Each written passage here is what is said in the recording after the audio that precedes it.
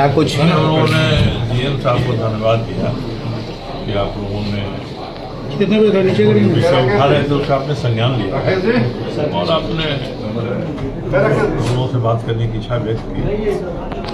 कोशिश है और हम लोग का एक और केवल एक ही मांग है कि जो ट्रेनें हैं वो समय पर चलें। इसके अलावा कोई दूसरी डिमांड नहीं है। क्या डेवलपमेंट हो रहा है, क्या कठिनाई है, कितना साल लगेगा, कितना 1000 करोड़ रुपये खर्च होंगे, इस सब में हम लोग कोई रुचि नहीं है। वन एंड ओनली वन उन्होंने कहा कि हम लोग की ये धारणा है कि जो यात्री गाड़ियां हैं उनको शिथिल करके रोक करके और मालगाड़ियों को आगे बढ़ाया जाता है और ये लेट होने का बड़ा कारण है।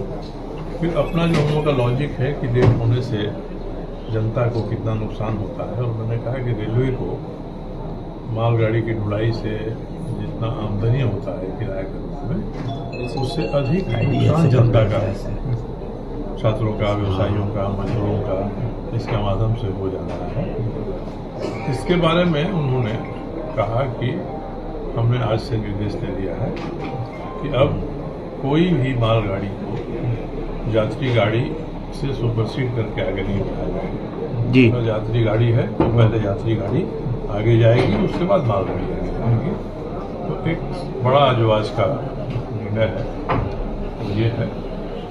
और उसके अलावा उन्होंने बताया कि हम लोग क्या क्या कर रहे हैं, तो उससे नतीजा ही निकला कि पिछले 10-15 वर्षों में देश भर में तो बहुत काम हुआ रेलवे के विकास के लिए। जमशेदपुर इलाके में वो काम नहीं हुआ, एकदम नहीं हुआ। आज अफरा तफरी की स्थिति पैदा हो गई है, तो हड़बड़ी में सब लोग सक्रिय हो रहे हैं और कोशिश कर रहे हैं कि हम 3 लाइन 4 लाइन कांटा में 6 लाइन तक जाने की बात होगी।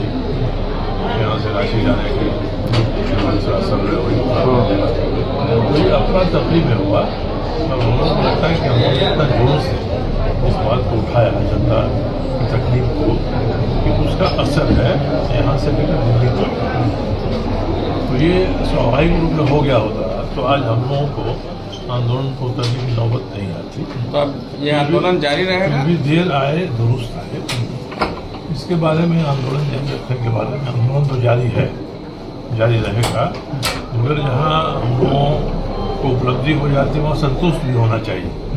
हम लोग हठी के रूप में ये नहीं कर रहे हैं। तो आज की बातचीत से कितना संतुष्ट है?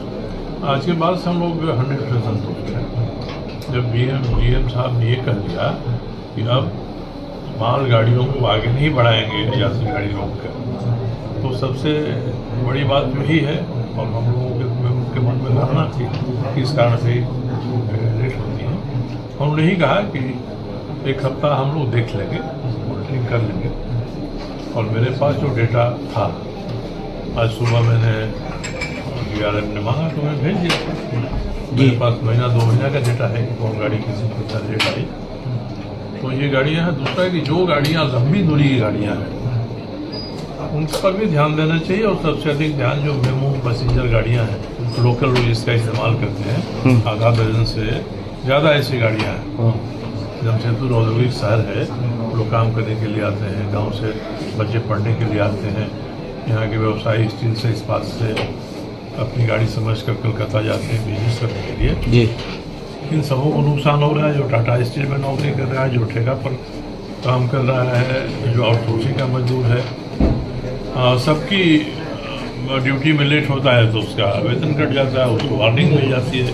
शिव शंकर बाबू ने कहा कि सभी वेंडर ने भी वार्निंग दिया है मजदूरों को कि अब समय पर नहीं आ पा रहे हैं।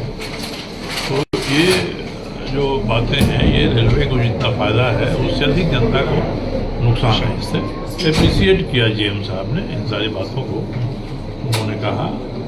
और उन्होंने कहा कि हम सुधार का उपाय कर रहे हैं। उनका पहला चरण यही है कि अब मालगाड़ियाँ यात्री गाड़ियों को सुपरसीड नहीं करेंगी जी।